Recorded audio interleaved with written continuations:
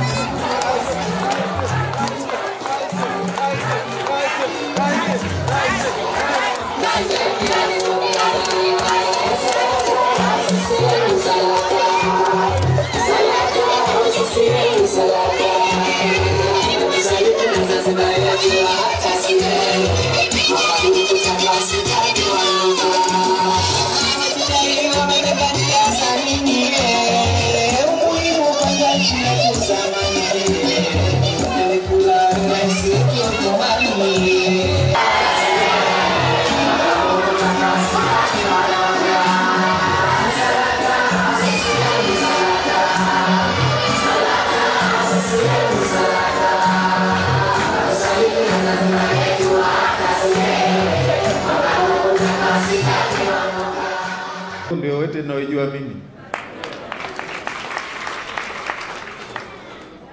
Ndugu makamo mwenyekiti wa chama chetu, ndugu naibu katibu mkuu, mwenyeji wetu, mwenyekiti wa viwango, mwenyekiti wetu wa Wete,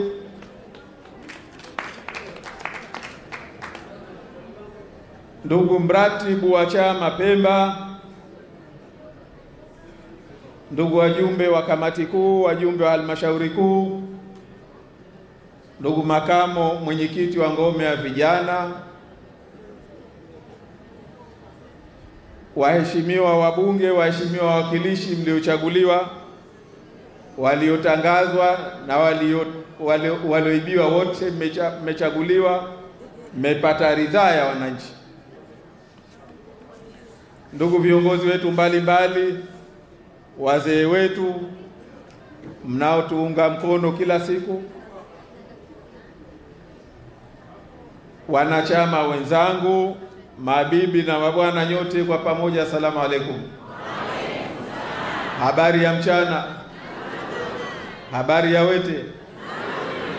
Safi si safi Wete? Kwanza naomba niungane na nyinyi kumshukuru Mwenyezi Mungu. Alhamdulillah, katupitisha mwingi na mpaka leo tupo Selem, tupo Miti Ulaya kwa ajili ya kikao chetu cha kuendeleza mambo yetu. Msione hivi kuna watu wanaumia kweli kweli.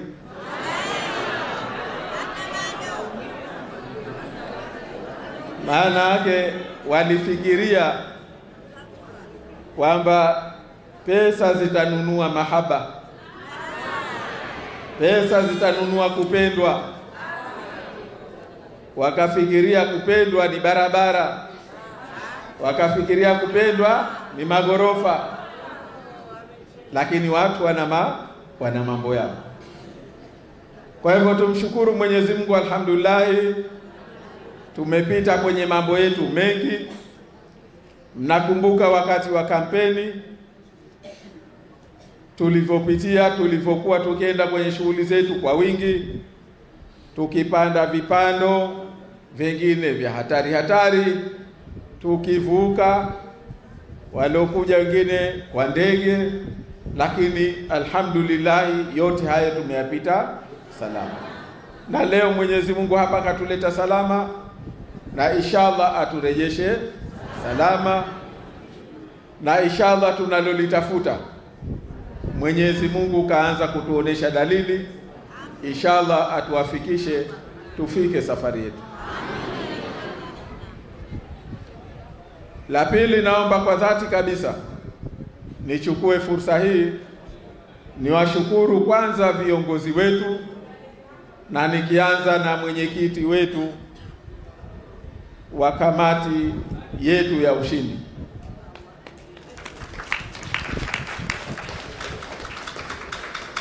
Tumewaonesha watu nini maana ACT Wazalendo. Tumewaonesha kwamba sisi tuna maarifa, sisi tuna wataalamu, sisi tuna utaalamu wa kuendea uchaguzi, na ndio maana chaguzi zote tumekuwa tukishinda. Lakini mara hii tulitaka kuwaonesha show, na tumewaonesha au hatukuwaonesha? Sasa tumpongeze, tumpigieni makofi mwenyekiti wetu wa kamati ya ushindi.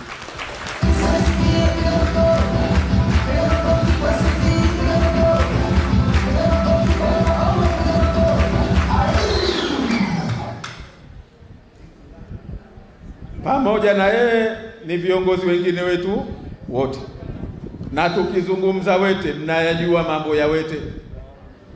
Haijawahi kutuangusha Wete, haijawahi kuwa na dogo. Wete ndio ile ile Wete tokea Ali bin Nasoro na Hindi iliyowachakaza Waingereza.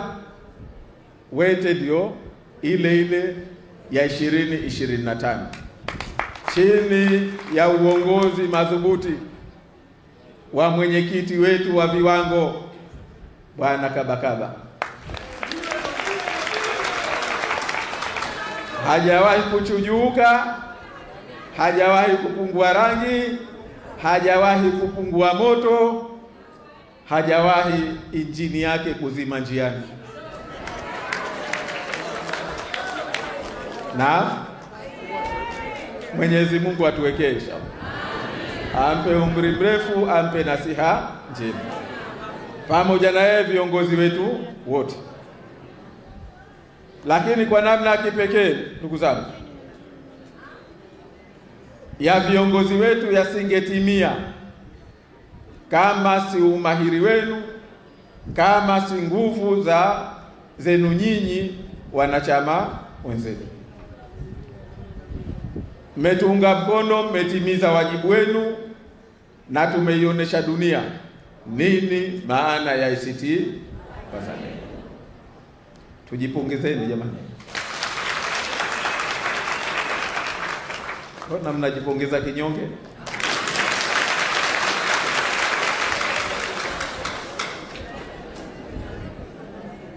Katika hili ndugu zangu, alisema hapa naibu katibu mkuu, amesema kwamba madhumuni ya ziara hizi, moja ni kuja kuwashukuru, na hili la mwanzo kabisa, kwamba tumepita mchakato huu, tulikuwa na malengo, tulikuwa na mipango. Alhamdulillah, mipango yetu yote tumeitekeleza, malengo yetu yote tumeyafikia. Lipo tulokuwa hatukulifikia? Tulisema tutakwenda kuwaduaza kwenye ukura za urais. Hii sio kugaragaza, sijui tunahitaji. Tumelifanya, hatukulifanya? Kuna mtu ana wasiwasi? Kuna mtu leo mnyonge kwamba hatukuwagaragaza?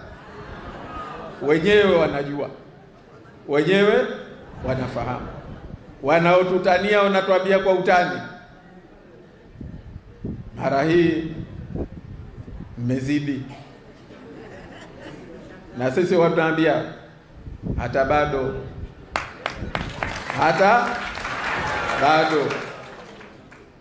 watu wanataka kutoka sasa. Wazanzibari wameamua kutoka kwenye uchumi wa buluu kuja uchumi wa zambarau, na wamekuja kwa nguvu zao zote. Tumeweza katika malengo yetu, ilikuwa ni kuwaunganisha Wazanzibari. Tumewafikia, tukawafahamisha, tukawaeleza safari yetu na safari ya Wazanzibari, na kwa umoja wao, kwa mara ya kwanza katika historia ya chaguzi zetu, Wazanzibari wameungana kitu kimoja na kutupa kura kwa wingi kuchagua safari tunaokwenda pamoja. Hii ni kazi kubwa ambayo tumeifanya. tumefikia malengo yetu yote ni kwa sababu ya kazi yetu ya pamoja ambayo tumeifanya. Lakini katika safari hii kuna watu ambao tuliwakabidhi kazi hii siku ya kupiga kura, na hawa muhimu sana, kwa sababu hawa ndio leo waliotuheshimisha pia. Pamoja na yote, lakini kama wao wasingefanya kazi yao kwa uadilifu, kama wao wasingefanya kazi yao kwa uaminifu na kwa juhudi, leo tusingekuwa tunazungumza hapa kwa amani. Nao ni mawakala wetu. Tunasema mawakala wetu hawa wanastahiki nishani, hawa wanastahiki zawadi yetu maalum, na inshallah iko siku hili tutalitimiza. Naomba tuwapongeze sana mawakala wetu. Naomba mnisaidie kuwapongeza mawakala wetu. Mnisaidie tena, hayo hajatosha.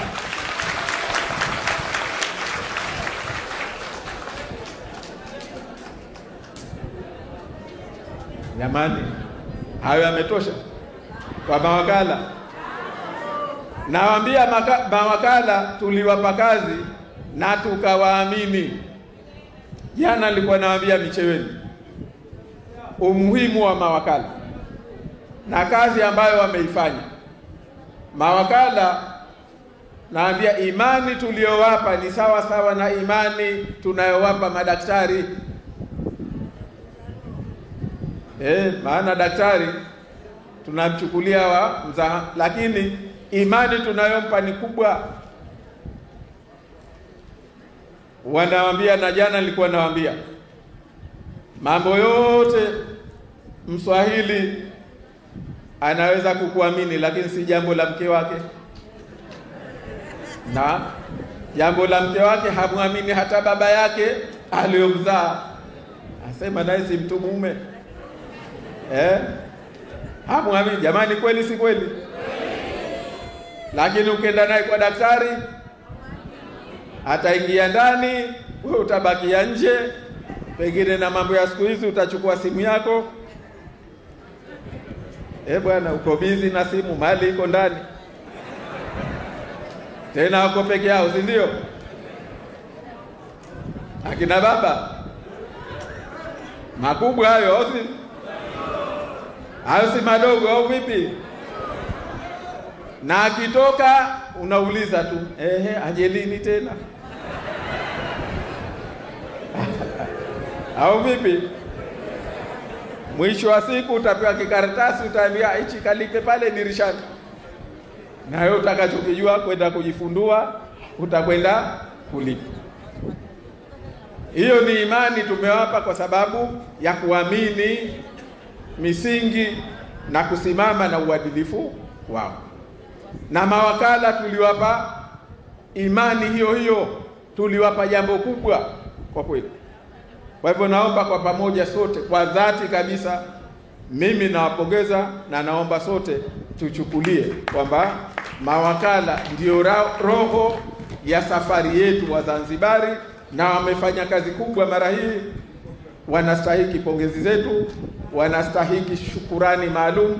Inshallah tutatafuta siku ya kuja kuwapa shukurani maalum.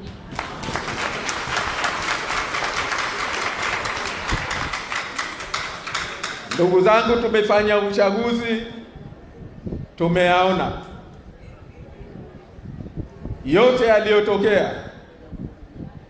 Hayakuwa kwa bahati mbaya kwetu sisi, hayakuwa surprise.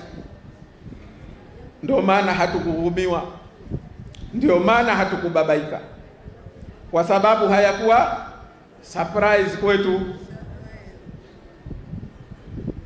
Na kama mnakumbuka, naomba tukumbuke vizuri. Kama mnakumbuka, kabla ya uchaguzi chama chetu tulichukua uongozi, tukavipitia vyombo vyote, taasisi zote zikiwemo taasisi za dini. Tulianza ofisi ya mufti, tukakutana na baraza na jumuiya ya maimamu Zanzibar. Ukumbi huu pia tulikuja kukutana na walimu wa madrasa, mashehe mbalimbali na maimamu.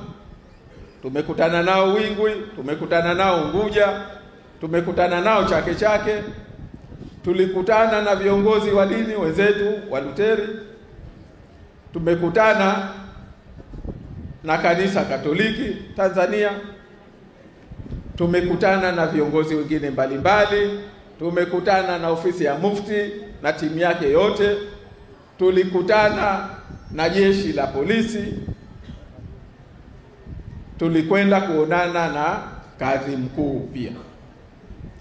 Hawa wote tulikwenda kuonana nao kwa sababu tulilijua wenzetu walichokuwa wakifanya ni kuinafikia amani ya nchi hii, lakini sisi tulikuwa na tukichukulia amani ya nchi yetu kwa dhati kabisa, kwa sababu mara zote watu wetu ndio wanaoumizwa zaidi. Halafu wao wakaja wakakaa wakaimba amani kinafi. Sisi tulichukulia kwa uzito wake. Na katika hili ndugu zangu, mimi naomba leo nipowete niliseme, siku mbili kabla ya uchaguzi, tarehe 25, mimi baada ya kumaliza shughuli zetu hapa Pemba, nilikuwepo Pemba. Mnakumbuka tarehe 26 ndio tulikuwa tunafunga kampeni Tibirinzi. Nadhani nakumbuka jamani. Pamoja na uzito ule wa kufunga kampeni kwa Pemba, bado mimi nilichukua hatua. Nikasafiri tarehe 25 jioni, asubuhi siku ya pili tarehe 26 kwenda kuonana na Rais wa Jamhuri ya Muungano wa Tanzania, Rais Samia.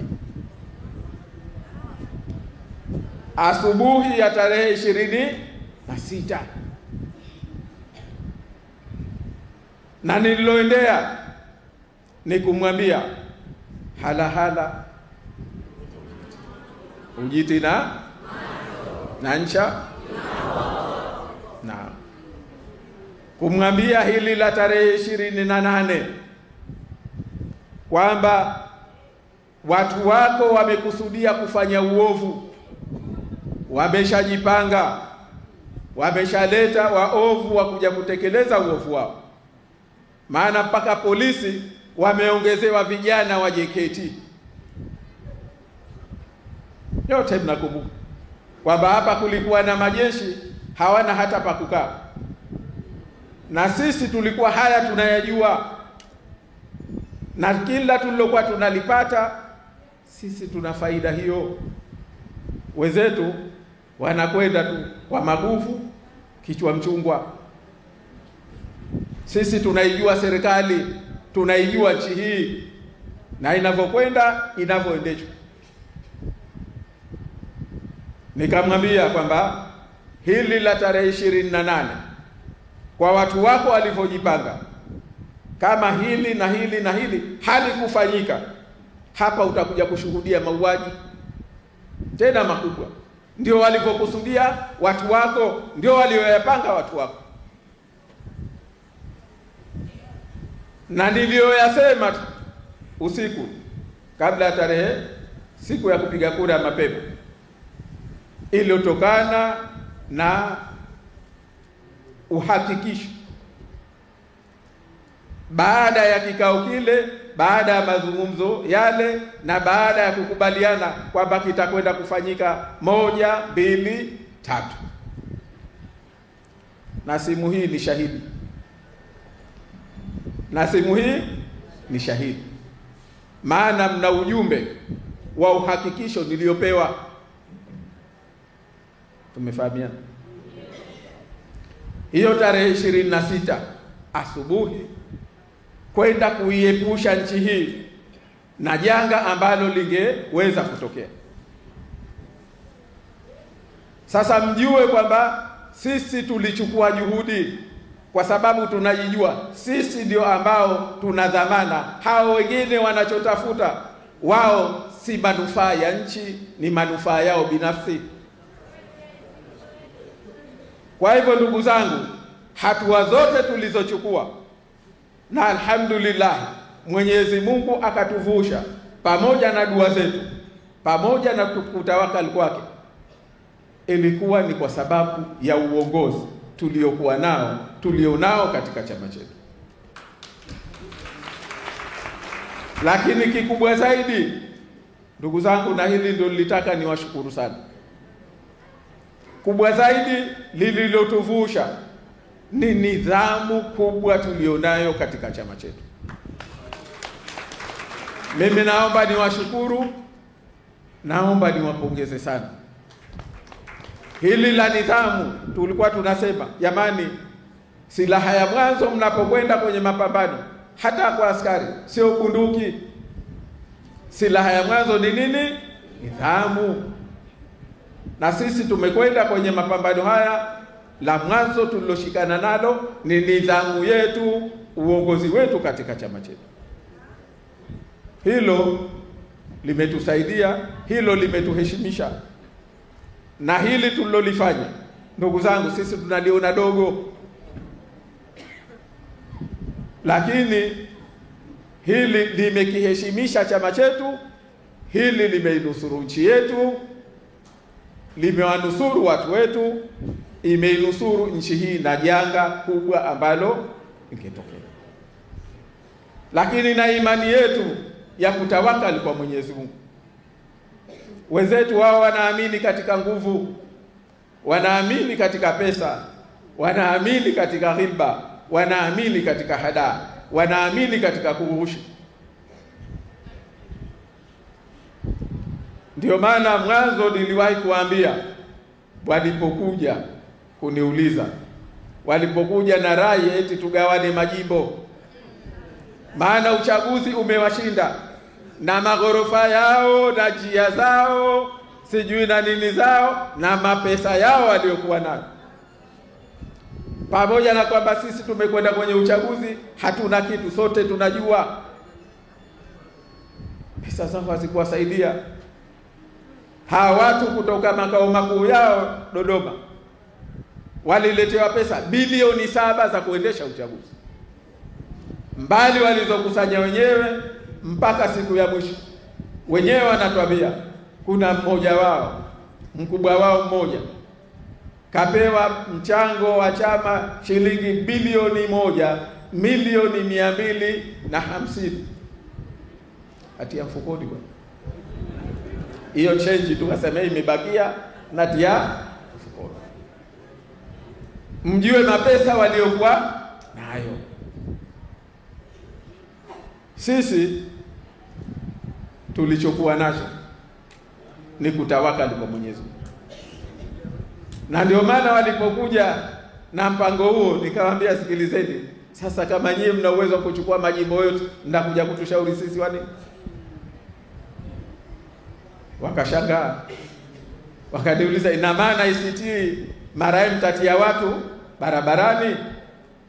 Nikamwambia, marai hatutii watu barabarani. Inshallah marai Mwenyezi Mungu mwenyewe ataingia barabarani na mtamuona kwa macho yenu.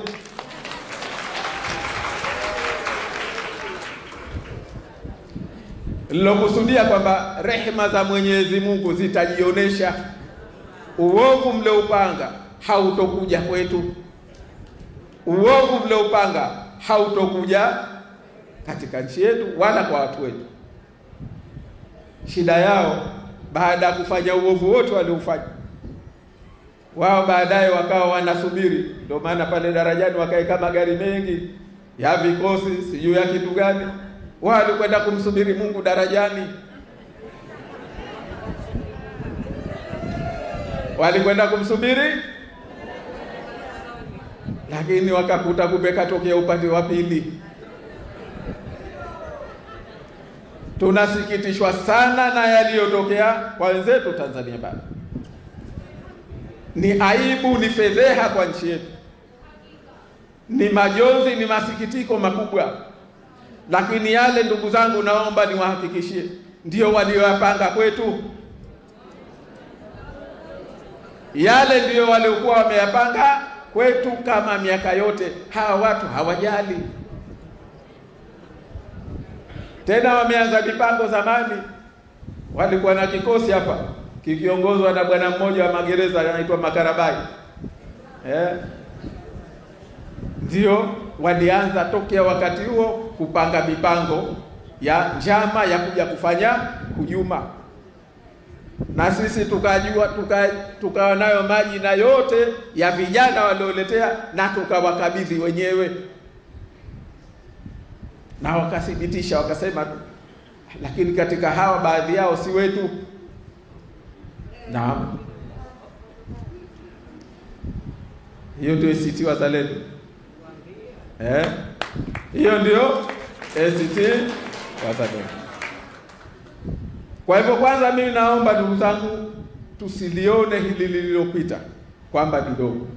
Tushukuru na tutembee kifua mbele kwamba tumeiepusha nchi yetu na balaa na maafa makubwa sana. Hili ni jambo kubwa. Na mimi juzi nimeambia nikwenda Unguja asubuhi nikarudi jioni. Nilikutana na mzee wetu mmoja akanipa salamu.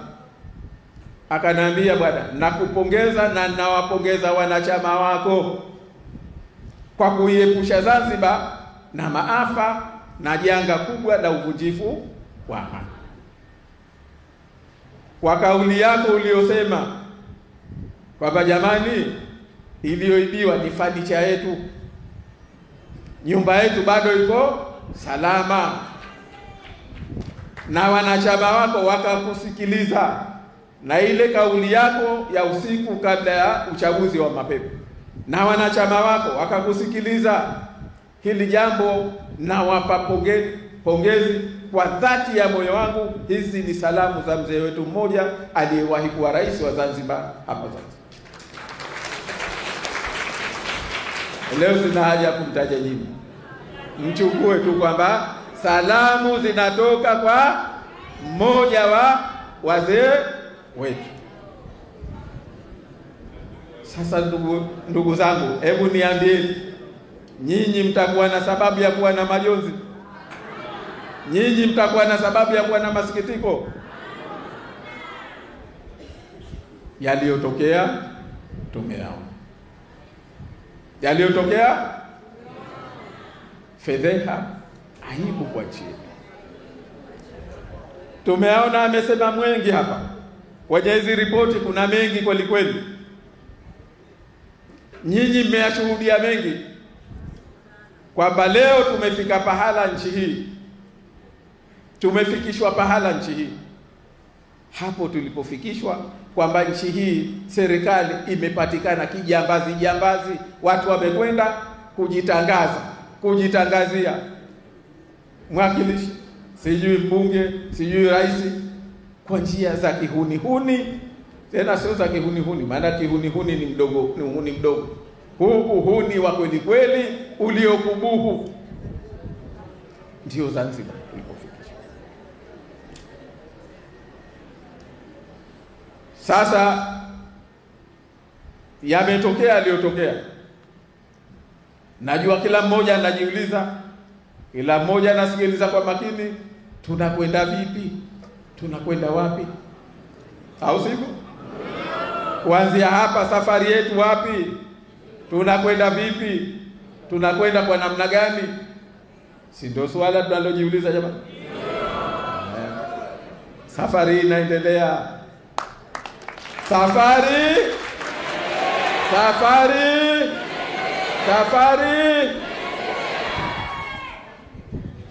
Tukisema safari inaendelea, tunakusudia kwamba kweli safari inaendelea.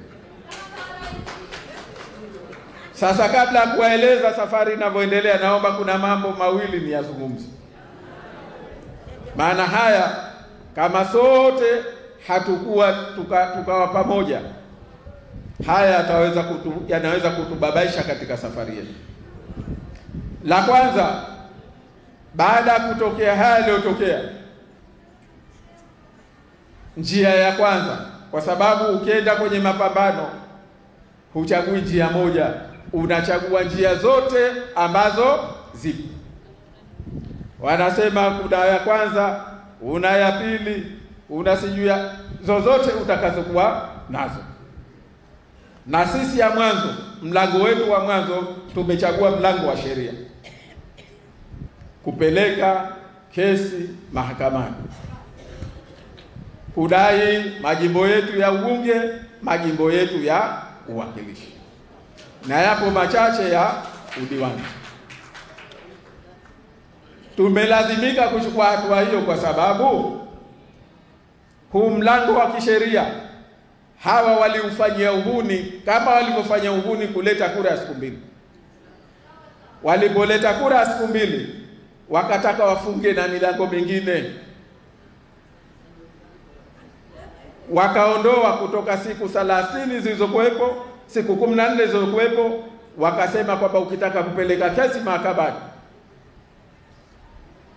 kudai haki yako katika uchaguzi wanakupa siku 7, kwa sababu wao walijua kwa visa vyao, kwa viteweji vyao wanavyovifanya, unaweza ukafika siku 5 6 kwanza hujazinduka, pengine utazinduka siku ya 7 muda ushakupita. Ndio hesabu zao hawa, ndio hesabu yao ya kiwizi, maana mambo yao yote wanayapanga kiwiziwizi. Lakini la pili walilofanya ni kuongeza gharama ya kufungua kesi. Kutoka pesa zilizokuwepo sasa kufungua kesi moja ni shilingi milioni 2.5. Unauona uhuni wao katika hili kwa sababu moja, ndugu zangu.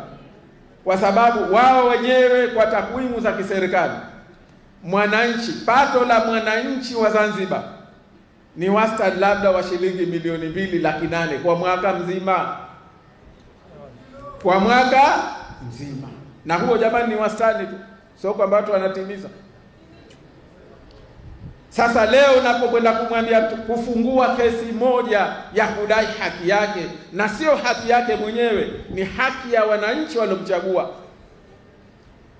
Watu, haki ya watu labda 5,000, 6,000, 10,000, unamwambia haki za watu hawa wote zipotee kwa sababu yeye lazima alipe milioni 2.5. Huu ni uhuni, ndio tunaosema nchi hii tumefika pahala inaendeshwa kihuni. Sasa sisi tukasema kwanza, bwana, sisi hatukuhurumiwa, yametokea haya na akili zetu zimebaki timamu. La mwanzo tukasema ndani ya siku, na sisi tumefungua kesi hata siku 7 hazijamalizika. Jamani, mmenifahamu? Tumefungua kesi kwa uwakilishi kwa sababu ndio uliwekewa siku 7. Wa ubunge bado siku 30, si ndio? Lakini za uwakilishi zote Unguja na Pemba tumefungua hata kabla siku 7 hazijamalizika. Sisi hatukuingiwa na muhuma, akili yetu ilikuwa timamu, mipango yetu kamili. Na kwa uwakilishi takriban zote tumeweza kutafuta namna kulipia gharama za kufungua kesi. Ili naomba tulijue, maana mnaweza mkaambiwa si washafungua kesi. Ndio washakubali. Sio kukubali. Sisi tunajua vita haipigani kwa nguvu, inapigana kwanza kwa maarifa na mipango. Lakini la pili, na ambalo lisema pia nalo hili tuelewane vile vile. La pili tulilolifanya, ile change ya mwizi iliyobakia tukasema tuichukue. Mwizi kakuibia 100,000, 20,000 imemdondoka, utaiwacha? Kwa hivyo na sisi tukasema vile viti walivyoviacha vilivyoadondoka, maana hawatuwezi kweli kweli. 20 walichukua viti vyote vya ubunge wakabakisha 4. Na kile kimoja cha Konde wakataka pia waende wakakichukue kwenye uchaguzi mdogo. Wakakitema. Sasa na hili niseme kwamba vile viti vilivyopatikana tumewaambia wabunge wetu, wawakilishi wetu waende katika vyombo vile, kwa sababu ile ni haki yetu, ni chenji ya mwizi. Tumefahamiana? Kwa hivyo mkiona anaendelea kule, haina maana kwamba tumekubali wala hatuhalalisha kilichotokea.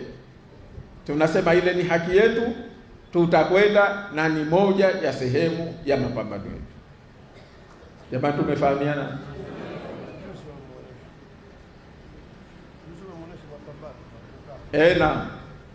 Na mmeona kwamba safari imeanza. Juzi kwenye ufunguzi walitii maelekezo ya chama chao, hawakuhudhuria katika uzinduzi wa baraza la wawakilishi. Hili hatulionei haya, kwamba sisi tumekwenda kule kwa malengo yetu, si kwa malengo ya kuhalalisha walichokifanya, uhuni uliofanyika. Sasa baada ya hilo, sisi safari inaendelea ya kutafuta haki ya Wazanzibari. Na katika hili ndugu zangu, tumesema nalo, maana baada ya yote haya, wengi nje na ndani ya nchi mlianza kutuuliza, tunaingia hatuingii? Wengine, jamani, msije mkaacha kuingia. Swala wapi? Kuingia wapi? Kuingia ndani au kuingia wapi? Wengine msiingie. Sasa tunajiuliza, hawa vipi jamani, tusiingie wapi? Huu umekuwa ndio mjadala, na CCM nao walitegemea na sisi tutaanza kujadiliana hayo, tuingie tusiingie. Tuliletewa barua ya kupeleka jina la makamu wa kwanza wa rais. Naomba hili niseme. Tuliletewa barua kwamba sasa uchaguzi umekamilika kwa mujibu wa katiba, sijui kwa mujibu wa sharia. Hivi mnaojua nyie, mloifuata nyinyi, mlete jina la makamu wa kwanza wa rais. Sisi tumejibu, sitaki niseme tulipojibu.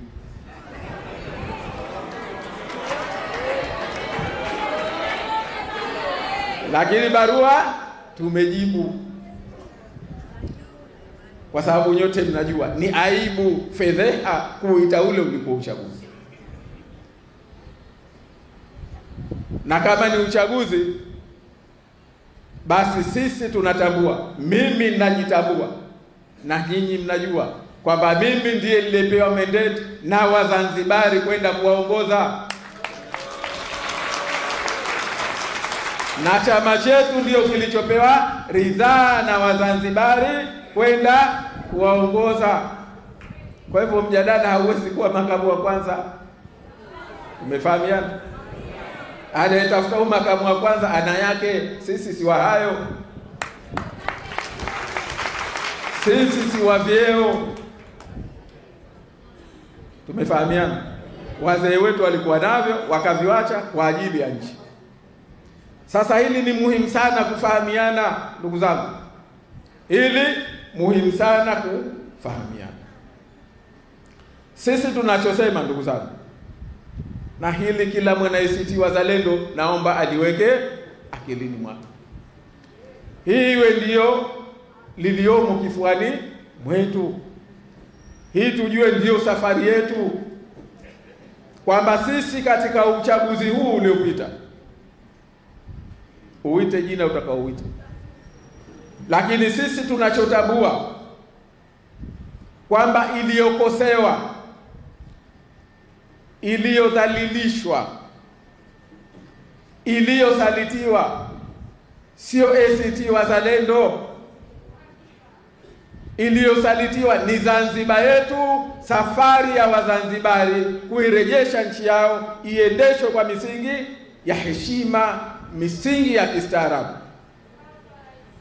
Iliyodhalilishwa ni Zanzibar, kwa sababu uchaguzi huu umefanywa kwa pesa za Wazanzibari maskini za Mungu, haukufanywa kwa pesa ya mtu. Ni pesa zenu. Mmekosa dawa, mmekosa huduma, mmekosa maisha, mmekamuliwa, ili watu wafanye uchaguzi.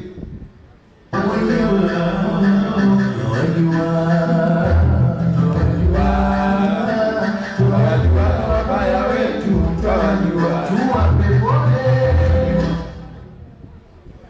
Pole kweli kweli, maana nyuso chini.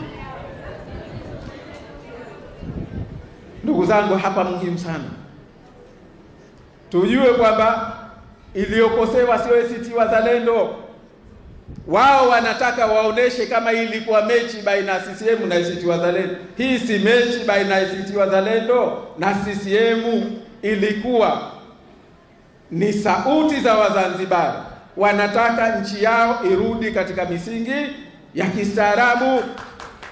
Wametoa pesa zao, wamechukua juhudi zao, wakaenda kwenye sehemu za kupiga kura kwa ajili ya kusema sauti zao. Ni sauti za Wazanzibari zilizosalitiwa. Wazanzibari kwa sauti moja, kwa kauli moja, wametuunga mkono, wametupa ridhaa yao. Ridhaa hii ndio iliyosalitiwa. Tuitazameni ndugu zangu nchi yetu. Leo tumefika pahala nchi hii kwa kisingizio cha uchaguzi, kwa sababu kuna watu wanataka wapate nafasi za kiserikali, waende wakaibe, waende wakaendeleza ufisadi wao bila kuulizwa. Tumefika pahala leo watoto wetu wadogo wamechukuliwa wakaenda kufundishwa wizi. Jamani, hakuna watoto wadogo waliopigishwa kura bara hii?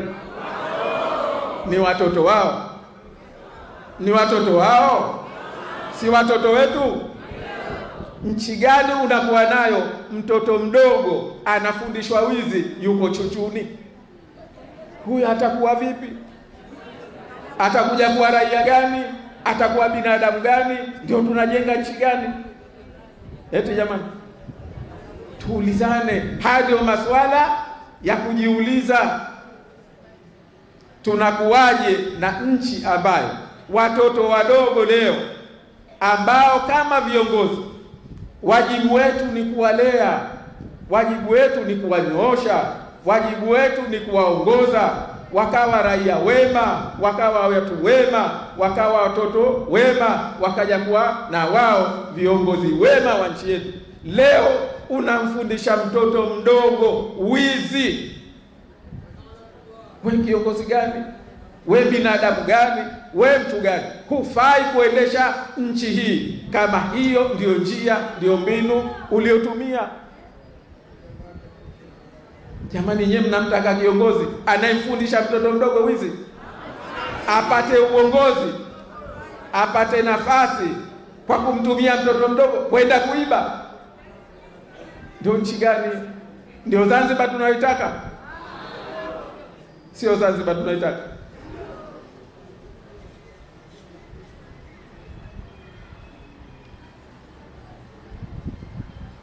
Ndugu zangu, leo nchi hii Zanzibar tumefika pahala askari ambaye kazi yake ni kuwalinda raia na mali zao, leo askari ndio kenda kuwa mwizi. Nchi hii itakalika kwa wezi? Maana askari akishakuwa mwizi, kumtegemea nani alinde nchi? Leo mwanajeshi wa kuilinda nchi hii, leo mwanajeshi ndio kenda kusimamia kawa mwizi nchi ambayo mwanajeshi ni mwizi, anaiba mchana kweupe. Hiyo nchi gani? Ndio Zanzibar tunayoitaka? Leo una mtu ambaye alikuwa waziri kaaminiwa kusimamia wizara ya wanawake na watoto, yeye mwenyewe mwizi, kakamatwa kituoni na kura zaidi ya moja. Leo una waziri alikuwa waziri wa fedha, ndio anakwenda kusimamia wapiga kura feki waje wapige kura. Leo tuna kikundi cha watu wanaosema hadharani kwamba wao halali yao kuiba na Mungu yuko radhi nao kwa wao kuiba.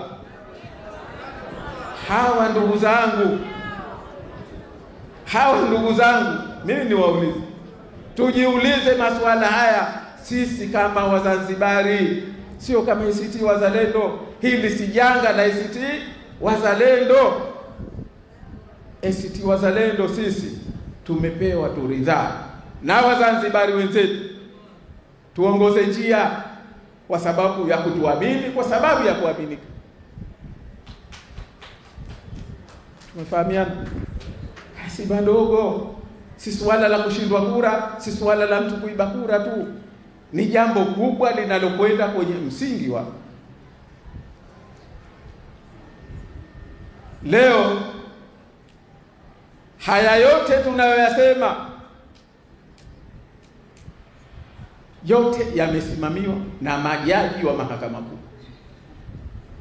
Wewe ukimbilie wapi tena? Wewe maana kwa jaji unakimbilia upate haki yako. Haki yako jaji kaenda kusimamia, mchana kweupe umenyang'anywa. Unakwenda wapi tena? Nchi gani? Haina askari, haina mtoto, haina mama, haina baba, haina jeshi, haina jaji. Leo tunakwenda kupelekwa nchi hii tuishi kinafiki. Eti mtu kaiba, kapata jimbo kwa wizi, halafu akija umwite usimame, mheshimiwa. Rohoni mwako unamwita majamaa jizi hili.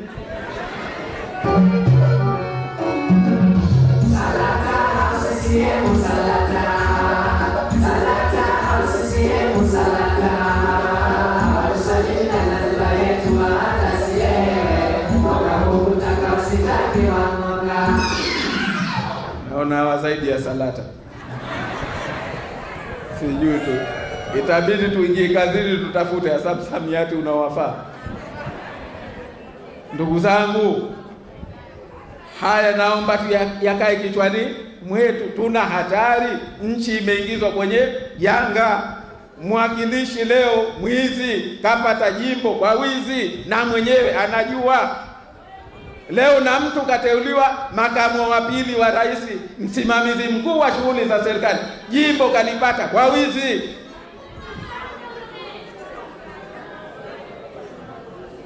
Tunayajua. Shima gani? Nchi gani?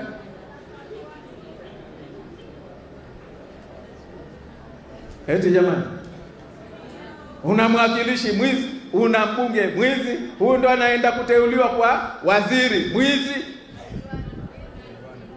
diwani mwizi. Nchi gani? Nchi gani? Ndio Zanzibar hiyo? Nchi hii ndugu zangu, kweli tuna matatizo, lakini sio matatizo ya kihuni kama haya. Uchaguzi ulivyoendeshwa nyote mashahidi, imekuwa kama tumeingiliwa na majitu yaliokuwa wale wa madawa ya kulevya. Wameingia mjini, hawana heshima, hawana nidhamu, hawana utu, hawana aibu. Hawa ndio leo wamekwenda kufanya waliofanya. Leo eti ndio wametuwekea viongozi wa kuendesha nchi. Nchi hii ilikotoka na mzee, maana kama ni mapinduzi wengefanya mapinduzi nao ikajulikana. Kama wanaume wengefanya hayo mapinduzi, wakaondoa katiba, wakaondoa sheria, tukakaa uwanjani tukashindana, aliyepindua na huyo atakayepindua, au sio? Lakini huu ni wizi, tena wizi mbaya, mchana kweupe. Hawa vibaka unakwendaje wewe unasema kwamba kuna tatizo katika nchi? Na wabaya zaidi, kwa sababu leo mtu anakwenda kushika msaafu, kitabu cha Mwenyezi Mungu. Kuna vijana wengine wananiambia ule labda umetiwa tu kava msaafu, si hivi kwa ndio bwana. Hawa hawaogopi, hawamuogopi Mungu. Na Mungu ana pahala anakufikisha, ukimsahau na yeye anakusahaulisha hata kama Mungu yupo. Ndio maana akatusisitiza, akatuhusia, akatuambia wala takunu kalladhina nasullaha fansahu. Msiwe mliomsahau Mwenyezi Mungu. na yeye akawasahaulisha. Hawa ndio walikofika, kama anafika kusema hadharani, si tuna halali ya kuiba na Mungu yuko pamoja. Huyu hatari, ndio huyu eti anakuja kuwa waziri kesho.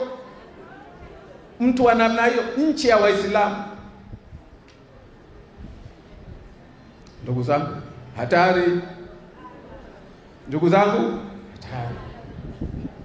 Ndio maana sisi tunasema, ndugu zangu, hatua zote, mabadiliko yoyote katika kudai haki yetu, haki ya Wazanzibari, tutaongozwa na hili, kwa sababu nchi hii imepita kina Mzee Karume waliopindua, akaja Mzee Jumbe akasema tufungue milango kidogo, akaja Mwinyi na Maalim wakasema tuwe na katiba mpya 84 ndio tunaotumia leo. Kaja Rais Amani, kaja na GNU na Maalim. Kama limetokea tatizo, mnarekebisha, mnakwenda mbele. Sisi safari ya Wazanzibari ni hiyo. Wametoka huko walikotoka, wameshafika pahala kwa ridhaa yao 2010 wakasema tunataka tuwe na GNU, tuwe na maridhiano ya kitaifa, aliyeshinda, aliyeshindwa, hii ni nchi yao, wafanye kazi pamoja. Ndio katiba yetu, ndio ridhaa ya Wazanzibari. Hili ndo walolichagua Wazanzibari, sio uhuni huu. Wewe unafanya uhuni ili uwe nani? Ili kitu gani? Unaturudisha nyuma leo. Eti ACT leo hatuna hata kiti cha udiwani Unguja. Ujinga gani? Ushamba gani wa siasa huu? Huu ni ushamba wa siasa. Hii sio safari ya Wazanzibari. Wazanzibari wana safari yao. Kwa hivyo tunalokwenda kulisimamia, ndugu zangu, ikiwa liwe hilo, ikiwa halikuwa basi ni hilo, kwamba lazima turudi katika misingi ya nchi yetu. Lazima turudi katika safari ya Wazanzibari. Hatuendi kwenye mjadala tuingie au tusiingie GNU. Naomba hili tuelewane. Kama mwenyekiti wenu anafaa hapa, hafai, muondoeni sasa hivi. Tumefahamiana? Haendi kuzungumza tuingie au tusiingie GNU. Anachokwenda kuzungumza, anachokwenda kukitafuta yeye na viongozi wenzake ni kuirudisha Zanzibar katika safari ya Wazanzibari. Nchi hii itawaliwe, iendeshwe kwa ustaarabu. Aliyefanya ujinga huu, aliyefanya uhuni huu, aliyewasaliti Wazanzibari lazima awajibike. Lazima awajibishwe. Hii si nchi ya mama yake mtu. Hii si nchi ya baba yake mtu. Hii nchi ya wananchi waliosalitiwa namna hii. Lazima aliyewafanyia uhuni huu lazima awajibike. Lazima awajibishwe. Kama hakuweza kuwajibishwa na wao, lazima Wazanzibari tusimame kitu kimoja, kwa pamoja tuwawajibishe. Hili jamani ndio tunalolitafuta. Tumeelewana? Tumefahamiana? Msikae mkawaza mambo madogo. GNU kitu gani bila ya kuwa na misingi ya kuendesha nchi? Ina maana gani? Si tumekaa miaka 5 kwenye GNU, kitu kidogo cha kumbadilisha mkurugenzi wa uchaguzi kimewashinda. Miaka 5 baada ya kuwa watu 21, baada ya madhila yote waliofanya 21, tukayabeba. Mzee wetu akatuongoza, tukayabeba, tukaenda nayo kwa nia ya kutengeneza nchi yetu. Hawa si watu, hawa na utu. Umeelewana?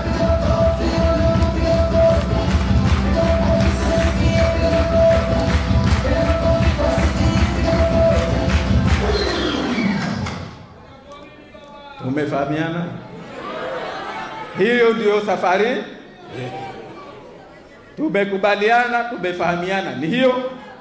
Kama hatujaelewana watu wawete, mniambie sasa hivi, huko siko. Mniambie kwamba sisi tunachotaka tu ni nafasi GNU.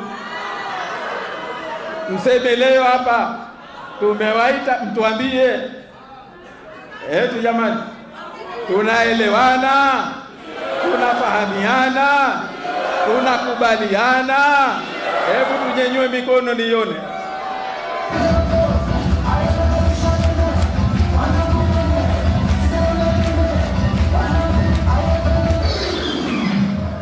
Nawapenda sana watu wawete kwa haya. Mna raha kweli kweli wallahi. Mna raha kweli kweli. Wepesi wa kuwafahamu, manake nyinyi mambo mnayajua bwana. Nyewe watu wa mambo, au sio? Nyinyi watu wa mambo, walimu wa walimu, wa walimu wa siasa. Ndio nyinyi. Tumefahamiana lakini. Kwa hivyo tuachieni, tuaminini, safari tunayoitafuta ni hiyo. Likiwa ni hilo, halikuwa tutakuja hapa tena tuambie sasa tuanze awamu ya pili ya safari yetu. Tumeelewana? Naam. Nimalizie. Kama hilo tumeelewana, naomba nimalizie la mwisho. Katika hili naomba la kwanza tuzidishe subra. Hapa tunapokwenda tunaweza kupaona rahisi, lakini si rahisi. Panahitaji subra. Utachokozwa, usichokozeke. Hawa ndio wanalolijua. Hawa juhudi yao kubwa sasa hivi. Wameanza kutuambia watawa wakilishi wetu. Eti nyesi wa kushukuru, mdetoka viti 4 mkapata 10. Washenzi kabisa. Washenzi kabisa. Hawa watu washenzi kabisa. Wewe ndio mtu mzima, kiongozi. Hayo ndio maneno ya kwenda kuzungumza. Yaani kama kwamba hawa watu wa nchi hii wewe hawakuhusu. Linalokuhusu wewe ni cheo. Kwa hivyo mtachokozwa, msije kachokozeka. Sisi tunajua safari yetu. Watasema kwa sababu wanatafuta kuhalalisha, wanataka tuzoee. Hawa wametuzoea mwaka huu wa kuambia sisi hatuzoeleki. Mlipotuzoea mmeshatuzoea. Sasa basi tuliposema ujinga sasa basi tulikusudia ujinga sasa basi. Tumefahamiana? Hilo la kwanza. La pili ndugu zangu, silaha yetu siku zote imekuwa ni umoja, mshikamano. Kama kuna pahala tunahitaji umoja na mshikamano ni hapa. Tumefahamiana? Hawa wajua we, farasi akifa mateke yake makali, kimkalia vibaya atakutoa roho. Tunao wanaona wao na majaribu yao mengi yatakuja kwenye kitu. Shida hii, dhiki hii, mashaka haya lototia. Kuna mwingine utavutwa pembeni, mwenyekiti, katibu, sijui nani, waze kuhemkwa, waze kutoa kauli, waze kusema kama wamewafanyia wengine. Watu na heshima zao wamewavunjia heshima. Wamefika pahala hawajijui kama wanacheza msewe au maumbwa au mundi. Watu na heshima zao. Kwa hivyo nalowaomba ndugu zangu ni mshikamano wetu sote, nidhamu yetu ya kawaida. Na katika hili mtaambiwa mengi, lakini la muhimu tushikamane. Sisi tunalosema, naomba haya mambo mawili tuyashike vizuri: subra, mshikamano wetu, na tuendelee pia kutawakal kwa mwenyekiti. Katangaza dua hapa, aliyenao mwingine asome tu, we piga tu iti, we piga tu iti. Lakini nachosema mambo haya matatu muhimu sana: subra, mshikamano wetu, kuendelea kutawakal kwa Mwenyezi Mungu. Sisi katika safari hii tutakapomhitaji yoyote katika nyinyi kupata rai yake, kupata fikira zake, hekima yake, tutamuita. Tukiwahitajia wachache kati yenu tutawaita, tukiwahitajia mmoja mmoja pia tutawaita. Lakini msifikiri kwamba tumenyamaza kimya, tumetulia. Mjue kwamba tumo katika kazi, na kazi hii tumeianza. Ndio maana tukataka hizi ripoti. Huu ni mchele, tunakwenda kupika pilau.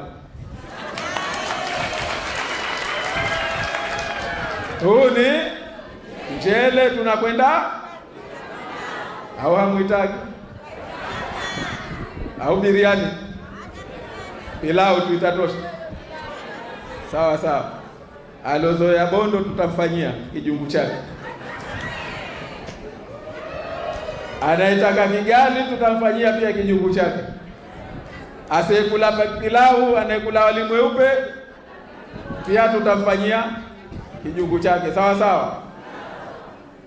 Lakini mjue kwamba hatujapoa, hatutopoa mpaka inshallah tufike safari yetu, mpaka haki ya Wazanzibari na nchi yao tuitie mkononi, mpaka haki ya Wazanzibari na nchi yao tuitie. Kuna mwenye wasiwasi na hilo? Tunaiweza safari hiyo? Tuko tayari kwa safari hiyo? Tuko pamoja kwa safari hiyo? Lazima tufike pahala tuseme sasa basi, sasa imetosha, sasa imetosha. Hatutosimama mpaka safari yetu inshallah tuifike. Zanzibar wanaoitaka Wazanzibari tuitie. Kuna mwenye wasiwasi na hilo? Kuna ambaye anasema kwamba mimi simo? Tuko pamoja, tuko pamoja. Hebu naomba kama tuko pamoja tujenywe mkono.